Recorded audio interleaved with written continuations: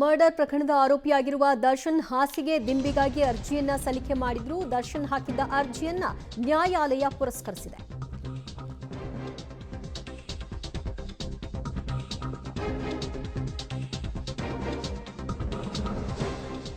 ಖುದ್ದು ಜಡ್ಜ್ ಭೇಟಿಗೆ ಕೋರಿ ದರ್ಶನ್ ಅರ್ಜಿಯನ್ನ ಹಾಕಿದ್ರು. ಕಾನೂನು ಸೇವಾ ಪ್ರಾಧಿಕಾರದ ಸದಸ್ಯ ಕಾರ್ಯದರ್ಶಿಗೆ ಜೈಲಿಗೆ ಭೇಟಿ ಕೊಡುವಂತೆ ನ್ಯಾಯಾಲಯ ಹೇಳಿದೆ.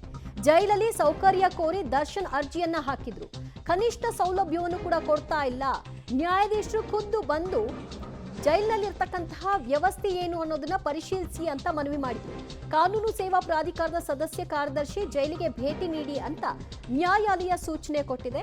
ಆ ಮೂಲಕವಾಗಿ ದರ್ಶನ್ ಹೇಳ್ತಾ ಇರೋದು ನಿಜಾನಾ, ಅವರಿಗೆ ಯಾವುದೇ ಸೌಲಭ್ಯಗಳು ಸಿಗ್ತಾ ಇಲ್ವಾ, ಮ್ಯಾನ್ಯುಯಲ್ನ ಪ್ರಕಾರವಾಗಿ ಇರೋದೇನು, ಅವ್ರನ್ನ ನಿಜವಾಗ್ಲೂ ಟಾರ್ಗೆಟ್ ಮಾಡಲಾಗ್ತಾ ಇದೆಯಾ, ಇದೆಲ್ಲದರ ಬಗ್ಗೆ ಪರಿಶೀಲಿಸಿ ಅಂತ ಸೂಚನೆಯನ್ನ ಕೊಟ್ಟಿರೋ ಕಾರಣದಿಂದಾಗಿ ಈಗ ದರ್ಶನ್ ಮನವಿಗೆ ಒಂದರ್ಥದಲ್ಲಿ ನ್ಯಾಯಾಲಯ ಓಕೆ ಅಂದಿದೆ. ಬಟ್ ಈಗ ಮುಂದುವರೆದಂತೆ ಈ ಪರಿಶೀಲನೆಯ ನಂತರದಲ್ಲಿ ಆ ವರದಿಯನ್ನ ಕೋರ್ಟ್ಗೆ ಒಪ್ಪಿಸಿ ಅದಾದ ನಂತರದಲ್ಲಿ ಕೋರ್ಟ್ ಏನು ಹೇಳುತ್ತೆ ಅನ್ನೋದನ್ನ ಗಮನಿಸಬೇಕು. ಸದ್ಯಕ್ಕಂತೂ ದರ್ಶನ್ ಹಾಸಿಗೆ ದಿಂಬಿನ ವಿಚಾರವಾಗಿ ಕೋರ್ಟ್ಗೆ ಹೋಗಿದ್ರು. ಅಕ್ಟೋಬರ್ 18ರ ಒಳಗೆ ಕೋರ್ಟ್ಗೆ ವರದಿಯನ್ನ ಕೊಡಿ ಅಂತ ಕೂಡ ನ್ಯಾಯಾಲಯ ಹೇಳಿದೆ. ಅಕ್ಟೋಬರ್ 18ಕ್ಕೆ ಮತ್ತೆ ವಿಚಾರಣೆಯನ್ನ ಮುಂದೂಡಿಕೆ ಮಾಡಲಾಗಿದೆ. ಜೈಲಲ್ಲಿ ಸೌಕರ್ಯ ಕೋರಿ ದರ್ಶನ್ ಮನವಿಯನ್ನ ಇಟ್ಟಿದ್ರು.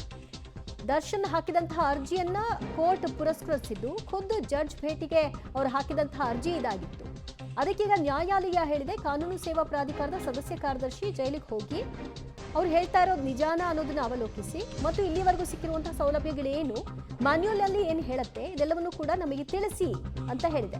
ಕೋರ್ಟ್ ಆದೇಶ ಪಾಲನೆ ಆಗಿದ್ಯಾ, ದರ್ಶನ್ಗೆ ಜೈಲಲ್ಲಿ ನರಕ ಯಾತನೆ ಆಗ್ತಾ ಇದೆಯಾ, ಜೈಲಲ್ಲಿ ದರ್ಶನ್ಗೆ ಸೌಕರ್ಯ ನಿಜಕ್ಕೂ ಕೂಡ ಸಿಗ್ತಾ ಇಲ್ವಾ, ಕೋರ್ಟ್ ಆದೇಶ ಪಾಲನೆ ಆಗಿದೆಯಾ ಇಲ್ವಾ, ಕೋರ್ಟ್ನ ಆದೇಶ ಉಲ್ಲಂಘನೆ ಆಗಿದೆ ಅಂತ ಅವರು ಕೂಡ ಹೇಳಿದ್ರು ತಮ್ಮ ಅರ್ಜಿಯಲ್ಲಿ.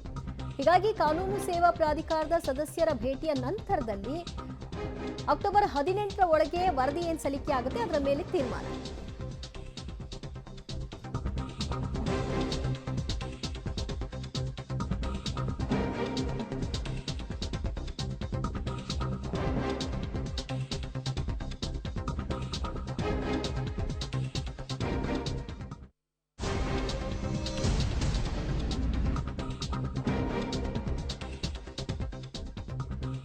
ಹೆಚ್ಚುವರಿ ಹಾಸಿಗೆ ದಿಂಬು ಕೇಳಿ ಅರ್ಜಿ ಹಾಕಿದ ಪ್ರಕರಣ ಸಂಬಂಧ ಜೈಲಿನ ಮ್ಯಾನ್ಯುಯಲ್ ಪಾಲನೆ ಆಗ್ತಾ ಇದೆಯಾ ಇಲ್ವಾ ಅನ್ನೋದನ್ನ ಕೋರ್ಟ್ ಪ್ರಶ್ನೆ ಮಾಡಿದೆ. ಕೋರ್ಟ್ ಆದೇಶ ಪಾಲನೆ ಆಗಿದೆಯಾ ಅನ್ನೋದನ್ನ ಕೋರ್ಟ್ ಪ್ರಶ್ನಿಸಿದೆ. ದರ್ಶನ್ಗೆ ಜೈಲಲ್ಲಿ ನರಕ ಯಾತನೆ ಆಗ್ತಾ ಇದೆಯಾ, ಅವ್ರು ಹೇಳ್ತಿರೋ ಹಾಗೆ ಸಮಸ್ಯೆಗಳಾಗ್ತಾ ಇದೆಯಾ, ಜೈಲಲ್ಲಿ ದರ್ಶನ್ಗೆ ಸೌಕರ್ಯ ಸಿಗ್ತಾ ಇಲ್ವಾ ಅನ್ನೋ ಪ್ರಶ್ನೆಗಳನ್ನ ಕೋರ್ಟ್ ಎತ್ತಿದೆ. ಕೋರ್ಟ್ ಆದೇಶ ಪಾಲನೆ ಆಗಲಿಲ್ಲ ಅನ್ನೋದಾದ್ರೆ ಈಗ ಮುಂದಿನ ವರದಿಯಲ್ಲಿ ಏನ್ ತೀರ್ಮಾನ ಆಗುತ್ತೆ ನೋಡ್ಬೇಕು. ಸದ್ಯ ಈ ಮೂಲಕ ಕಾನೂನು ಸೇವಾ ಪ್ರಾಧಿಕಾರದ ಸದಸ್ಯರ ಭೇಟಿ ಮಾಡಿ ಒಂದು ವರದಿಯನ್ನ ಕೊಡಿ, ಅಕ್ಟೋಬರ್ 18ರ ಒಳಗಾಗಿ ವರದಿ ಕೊಡಿ ಅಂತ ಕೋರ್ಟ್ ಆದೇಶ ಮಾಡಿದೆ. 18ರ ಒಳಗಾಗಿ ದರ್ಶನ್ಗೆ ಇಷ್ಟು ಸಮಸ್ಯೆಗಳು, ಕೋರ್ಟ್ ಎತ್ತಿರುವಂತಹ ಪ್ರಶ್ನೆಗಳಿಗೆ ಈಗ ಉತ್ತರ ಸಿಗಬೇಕಾಗಿದೆ. ಜೈಲಲ್ಲಿ ಸೌಕರ್ಯ ಕೋರಿ ದರ್ಶನ್ ಅರ್ಜಿಯನ್ನ ಹಾಕೊಂಡಿದ್ರು. ದಿಂಬು ಹಾಸಿಗೆ ಕೊಡ್ತಾ ಇಲ್ಲ, ನೆಮ್ಮದಿಯಾಗಿ ನಿದ್ದೆ ಮಾಡ್ಲಿಕ್ಕೆ ಆಗ್ತಾ ಇಲ್ಲ, ಬಹಳ ಕಿರಿಕಿರಿ ಆಗ್ತಾ ಇದೆ, ನನಗೆ ನನ್ನನ್ನು ಮಾತ್ರ ಟಾರ್ಗೆಟ್ ಮಾಡ್ತಿದ್ದಾರೆ ಅನ್ಸುತ್ತೆ ಅಂತೆಲ್ಲ ಅವರು ಹೇಳ್ಕೊಂಡಿದ್ರು. ಈ ಕಾರಣದಿಂದಾಗಿ ಇವತ್ತು ಆದೇಶವನ್ನ ಕಾಯ್ದಿರಿಸಿತ್ತು ನ್ಯಾಯಾಲಯ. ನ್ಯಾಯಾಧೀಶರೇ ಖುದ್ದು ಬರಬೇಕು ಅನ್ನೋ ಮನವಿಯನ್ನು ಕೂಡ ಅವರಿಟ್ಟಿದ್ರು. ಈ ಹಿನ್ನೆಲೆಯಲ್ಲಿ ಕೋರ್ಟ್ ಹೇಳಿದೆ ಹೋಗಿ ಅಲ್ಲಿ ಪರಿಶೀಲನೆ ಮಾಡ್ಕೊಂಡು ಬಂದು ಆನಂತರ ವರದಿ ಕೊಡಿ ಅಂತ.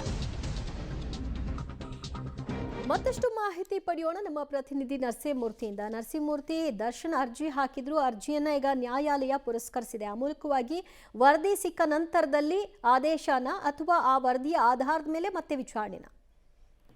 ದಿವ್ಯಾ, CRPC 310 ಅಡಿ ದರ್ಶನ್ ಪರ ವಕೀಲರು ಕೋರ್ಟ್ಗೆ ಅರ್ಜಿಯನ್ನ ಸಲ್ಲಿಕೆ ಮಾಡ್ಕೊಂಡಿದ್ರು. ದರ್ಶನ್ಗೆ ಜೈಲಿನಲ್ಲಿ ಯಾವುದೇ ಸವಲತ್ತುಗಳನ್ನ ಕೊಡ್ತಿಲ್ಲ, ಹೀಗಾಗಿ ಖುದ್ದು ನ್ಯಾಯಾಧೀಶರು ಬಂದು ಜೈಲಿನಲ್ಲಿ ವಿಸಿಟ್ ಮಾಡ್ಬೇಕು, ನೀವು ಪರಿವೀಕ್ಷಣೆಯನ್ನ ನಡೆಸಿ ಆ ಬಳಿಕ ತಮ್ಮ ಆದೇಶವನ್ನ ಕೊಡ್ಬೇಕು ಅಂತ ಹೇಳಿ ಮನವಿಯನ್ನ ಮಾಡ್ಕೊಂಡಿದ್ರು. ಇದೀಗ ಮೊನ್ನೆ ನ್ಯಾಯಾಧೀಶರು CCH 64ರ ನ್ಯಾಯಾಧೀಶರು ಇದೀಗ ಆದೇಶವನ್ನ ಮಾಡಿದ್ದಾರೆ. ಅಂದ್ರೆ ಇಲ್ಲಿ ಕಾನೂನು ಸೇವಾ ಪ್ರಾಧಿಕಾರದ ಸದಸ್ಯ ಕಾರ್ಯದರ್ಶಿ ಯಾರಿದ್ದಾರೆ ಅವರು ಜೈಲಿಗೆ ಭೇಟಿ ನೀಡಿ ವರದಿಯನ್ನ ಸಲ್ಲಿಕೆ ಮಾಡಬೇಕು. ಅಕ್ಟೋಬರ್ 18ರ ಒಳಗಾಗಿ ಆ ಒಂದು ವರದಿಯನ್ನ ಸಲ್ಲಿಕೆ ಮಾಡಿ ಆ ಬಳಿಕ ನಾವು ಆದೇಶವನ್ನ ಕೊಡೋದಾಗಿ ಇದೀಗ ಮಾನ್ಯ ನ್ಯಾಯಾಧೀಶರು ಹೇಳಿದ್ದಾರೆ. ಜೈಲಿನ ಮ್ಯಾನ್ಯುಯಲ್ ಪ್ರಕಾರ ಅದು ಪಾಲನೆ ಆಗಿದ್ಯಾ, ಅವ್ರಿಗೆ ಅಗತ್ಯ ವಸ್ತುಗಳನ್ನ ಕೊಡ್ಲಾಗಿದ್ಯಾ, ಕೋರ್ಟ್ ಆದೇಶ ಈ ಹಿಂದೆ ಕೊಟ್ಟಂತಹ ಕೋರ್ಟ್ ಆದೇಶವನ್ನ ಜೈಲಿನ ಅಧಿಕಾರಿಗಳು ಪಾಲನೆ ಮಾಡ್ತಿದ್ದಾರಾ, ಜೈಲಿನಲ್ಲಿ ದರ್ಶನ್ಗೆ ಮಾನಸಿಕವಾಗಿ ದೈಹಿಕವಾಗಿ ಹಿಂಸೆಯನ್ನ ಏನಾದ್ರೂ ನೀಡಲಾಗ್ತಿದ್ಯಾ, ಹೀಗಾಗಿ ಈ ತರಹದ ವಿಚಾರಗಳನ್ನ ಖುದ್ದು ಜೈಲಿನ ಒಳಗೆ ಹೋಗಿ ಭೇಟಿಯನ್ನ ಮಾಡಿ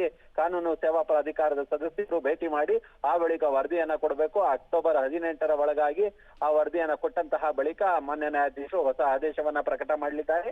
ಸದ್ಯಕ್ಕೆ ಹೊಸದಾಗಿ ಇವರು ಹಾಕೊಂಡಂತಹ ಅರ್ಜಿ ಏನಿತ್ತು CRPC 310 ಅಡಿ ಹಾಕಿದ್ದಂತಹ ಕಾನೂನು ಅಂದ್ರೆ ಜಡ್ಜ್ಗಳು ಬಂದು ಕೋರ್ಟ್ ನಲ್ಲಿ ಜೈಲಿನಲ್ಲಿ ಪರಿಶೀಲನೆ ನಡೆಸಬೇಕು ಅನ್ನೋ ಒಂದು ಮನವಿ ಏನಿತ್ತು ಅದಕ್ಕೆ ಸದ್ಯ ಪುರಸ್ಕಾರ ಸಿಕ್ಕಂತಾಗಿದೆ.